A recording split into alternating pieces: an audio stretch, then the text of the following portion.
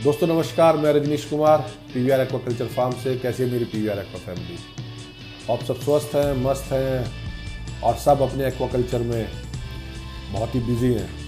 दोस्तों जो अपनी अल्टरनेट वीक पे में लाइव सेशन है वो उससे बहुत ही अच्छा किसान भाइयों को रेस्पॉन्स मिलता है।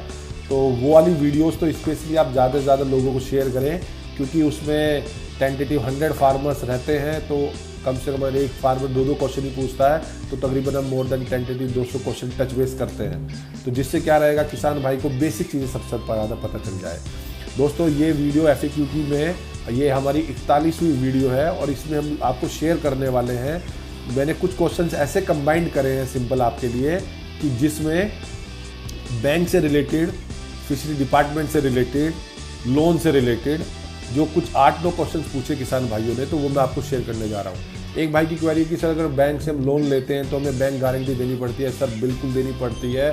आप बैंक गारंटी कह सकते हैं, कोलेटरल उसका वर्ड यूज़ कर सकते हैं। और तकरीबन 1.5 टाइम्स अगर आप 10 लाख का लोन लेना चाहते हैं तो आपको 15 लाख की प्रॉपर्टी मॉर्गेज करनी पड़ेगी। तो वो आपको 100% देनी ही देनी पड़ेगी, क्योंकि लोन और सब्सिडी में डिफरेंस समझ लीजिए। जो आपका लोन है वो आपको बैंक से लिया है, एक ड्यूरेशन के बाद वापस देना है। सब्सिडी आपको वापस नहीं देनी, वो आपको प्रोजेक्ट इम्प्लीमेंटेशन के मिली है। एक भाई की, और मेरा एक सजेशन है अपने किसान भाइयों के लिए, जितने भी नए किसान भाई हैं, आप इस साल से ही अपनी ITR भरनी स्टार्ट करें, जिससे जिससे कि आपकी हिस्ट्री क्रिएट हो। आप 1 साल, 2 साल, 3 साल ITR भरेंगे, आप थोड़ी थोड़ी वैल्यू बढ़ाइए, थोड़ा सा टैक्स भी दीजिए, जिससे कि आपको लोन मिलने में आसानी रहे। क्योंकि मैंने ये फील करा है किसान भाई, क्योंकि बैंक न्यू एंटरप्रेन्योर हो, बिगिनर हो, सबको इतने डॉक्यूमेंट मांगता है, उसके पास होते ही नहीं है। वो कहता 3 साल की ITR लाइए। एक नया एंटरप्रेन्योर, नया लड़का कहाँ से 3 साल की ITR लाएगा? ये बहुत बड़ा सवाल है। एक भाई की क्वेरी है कि सर जो टर्म लोन होता है उसके पैसे हमें कैसे मिलते हैं? दोस्तों कोई भी जो लोन होगा, अगर स्पेशली मैं एक्वाकल्चर के बारे में बात करूं, आपके लोन का जो पार्ट रहेंगे, 2 पार्ट रहेंगे। एक पार्ट रहेगा टर्म लोन जो डेवलपमेंट काम के लिए, और दूसरा रहेगा आपकी CC लिमिट या कैश क्रेडिट लिमिट बोल सकते हैं, जिससे कि आप वर्किंग कॉस्ट, जिसमें मछली का बच्चा, दाना, सैलरी, बिजली का बिल ये कंज्यूम करेंगे।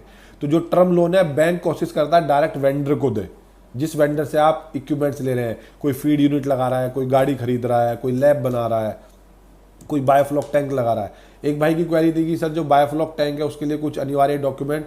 सर बायोफ्लॉक जो पोन्ड बायोफ्लॉक है उसके लिए एक अनिवार्य डॉक्यूमेंट अब ये हो गया है कि आपको वहाँ पे की सोइल टेस्टिंग रिपोर्ट देनी पड़ेगी। स्पेशली जो बायोफ्लॉक पोन्ड फार्मिंग थी वो उस जगह के लिए थी जहाँ पे रेतीली या पथरीली ज़मीन है। तो उस केस में क्या होगा, जब ये आपकी रेतीली या पथरीली ज़मीन रहेगी तो वहाँ पे पानी आपका नहीं रुक पाएगा, पानी आपका सीपेज हो जाएगा। तो वहाँ पे हमने पोन्ड लाइनर लगा दिया, तो वो आपको सोयल रिपोर्ट, और सोयल रिपोर्ट में स्पेशली वाटर होल्डिंग ये आपको चेक कराना पड़ेगा, तभी आप उस वाले प्रोजेक्ट पे अप्लाई कर पाएंगे। एक भाई की क्वेरी है कि आप जो फीड मिल है, फीड मिल में हमें जो वर्किंग कॉस्ट है, जो रॉ मटेरियल कॉस्ट है, वो प्रोजेक्ट कॉस्ट में इंक्लूड होगी या नहीं होगी? सर प्रोजेक्ट कॉस्ट का मतलब ही होता है कि आपकी पूरा प्रोजेक्ट चल जाए एंड टू एंड। आपने इंफ्रा बनाया है, आपने इक्विपमेंट खरीदे हैं, पैरेलली आपने रॉ मटेरियल खरीदा है।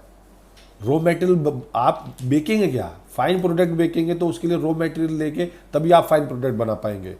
तो ये तीनों ही कॉस्ट आपकी प्रोजेक्ट में इंक्लूड रहती है। और as a thumb rule, 1/3 is your development cost, 1/3 is your equipment cost and 1/3 is your working cost for 1 month. ये जनरली रहती है। तो आपको बैंक से लोन लेना है, सब्सिडी लेनी है, CC लिमिट बनवानी है, कौन से प्रोजेक्ट के लिए क्या करना है, प्रोजेक्ट रिपोर्ट कैसी बननी चाहिए। हाँ, और एक भाई की क्वेरी की सर जो हम कोटेशन लेते हैं वो कितनी पुरानी होनी चाहिए? सर ये तो मतलब जनरली हम 2 to 3 मंथ्स बैंक कंसीडर करता है, क्योंकि मैंने रिसेंटली 2 मंथ्स बैक ही एक लोन प्रोसेस कराया अपना, इसलिए मेरे को मैं हर प्रोसेस से गुजरा हूँ, तो ही वो मैं आपको अपना एक्सपीरियंस शेयर कर रहा हूँ। जो भी आप कोटेशन लेंगे वो मैक्स टू मैक्स 3 महीने पुरानी होनी चाहिए, और आप वो बैंक को सबमिट करें, बैंक डायरेक्ट वेंडर को आपका पैसा दे देगा। एक भाई की क्वेरी है कि सर जो सेल प्राइस है मछली का वो हम कैसे बढ़ाएं? सर बहुत ही अच्छा सवाल है। उसके लिए आप लाइव फिश पे काम करें, लाइव फिश वेंडिंग मशीन बनाएं, आप पैरेलली रेफ्रिजरेशन पे जाएं, आप फाइनल प्रोडक्ट बनाएं। ये सारी आपको वैल्यू ऐड वाले काम करने पड़ेंगे। जब आप वैल्यू ऐड काम करेंगे तभी आपकी फिश की प्राइस बढ़ेगा। पैरेलली जब आप प्रोजेक्ट रिपोर्ट बनाएं तो ये ध्यान रखें कि उसमें जो आपकी मार्केट है, जिस लोकल एरिया से आपने लोन लेने का अप्लाई करा है और वहां की लोकल मार्केट में फिक्स प्राइस क्या है। क्योंकि जब बैंक अपना ड्यू डिलिजेंस बैंक अपने फील्ड से विजिट कराता है, तो सपोज करो आपने प्रोजेक्ट रुपीज में लिखा है 120 rupees per KG fix price और वहां पे उसको मार्केट में मिली 90 रुपीज, तो वो उस आपकी कैलकुलेशन को फेल कर देगा, आपका प्रोजेक्ट वाइबल नहीं रहेगा। तो आपको अपनी प्रोजेक्ट कॉस्टिंग अपनी लोकल मार्केट को एक्सप्लोर करके ही बनानी है। इसीलिए आप एक अच्छा सीए हायर करें। सब काम खुद नहीं करते। किसी बड़े बुजुर्ग ने कहा है एक अच्छा सीए, अच्छा डॉक्टर, अच्छा वकील सब एक्सपीरियंस से बनता है। तो वो फॉलो करें। आप बने रहें अपने पीवीआर एक्वा यूट्यूब चैनल पर, और सारी एफएक्यू की सीरीज जितनी भी आज तक वीडियोस हमने करी हैं वो सारी की सारी वीडियोस आप अच्छी तरह देखें। आप बिलीव कीजिए आपको हर वीडियो में एवरेज 7 से 10 क्वेश्चन आंसर मिलेंगे, और जो कि पूरे अलग होंगे और जो कि आपकी ब्रेन स्टॉर्मिंग करेंगे, आपका एकदम चक्षु ओपन कर देंगे कि फिश फार्मिंग में क्या बेनिफिट है, क्या लॉस है, क्या डूज है, क्या डोंट्स है। ये हमारी 41वीं वीडियो थी एफएक्यू पे। धन्यवाद।